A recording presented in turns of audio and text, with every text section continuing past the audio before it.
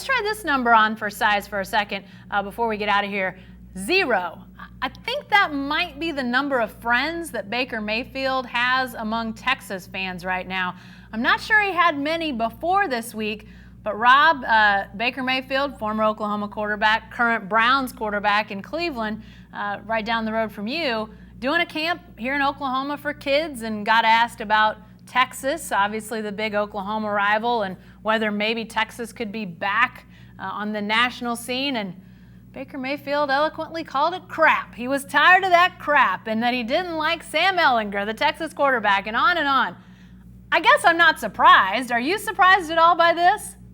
No, I mean, this is a guy who shoots from the lip, right? Yeah. He just that's how he is. And in fact, when the Browns drafted him, I was a little skeptical, because there aren't a lot of NFL quarterbacks who become successful who just sort of spout off as he does. They're more corporate types anymore. Peyton Manning, Tom Brady, but he's got it going in Cleveland. They love him. So this didn't shock me. This is a guy that planted the flag in Columbus, at midfield. He's got a lot of spice to him.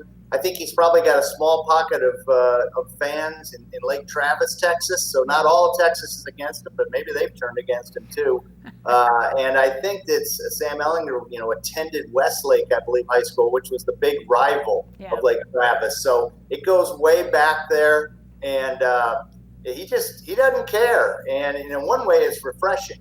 The other way, you wonder, if it turns on him and Baker Mayfield doesn't have a good season, or things go south, that stuff comes back to bite you. So it'll be fun to watch.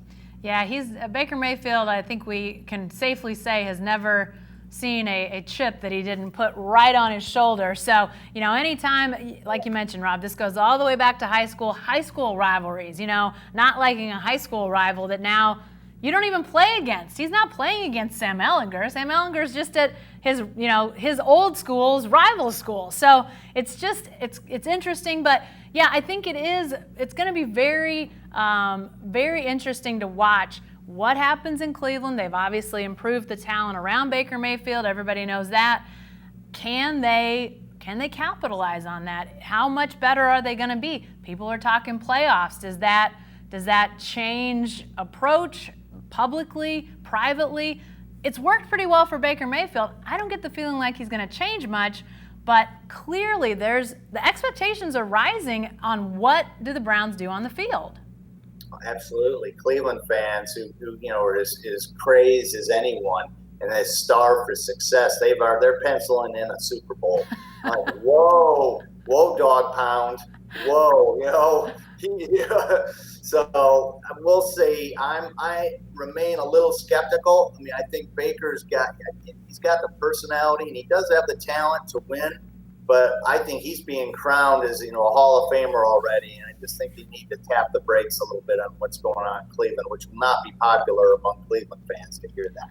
Yeah, there's no braking going on amongst Browns fans right now. They are full speed ahead. They want the season to start now so they can start celebrating and winning.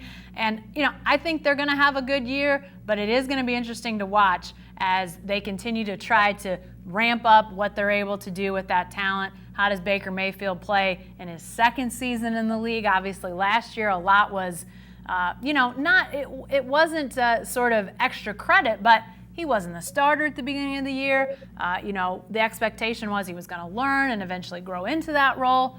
Obviously, he takes it over much earlier and just, blasts off into the stratosphere. So, what does he do now to try to get more consistent, to try to be a guy that defenses, they didn't have much film on a year ago in the pros. Now they do. How does he combat what they now know about him?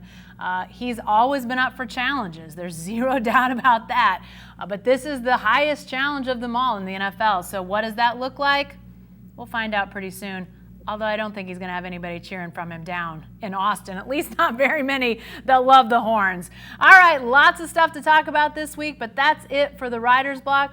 Thanks for joining us. We'll see you again next week.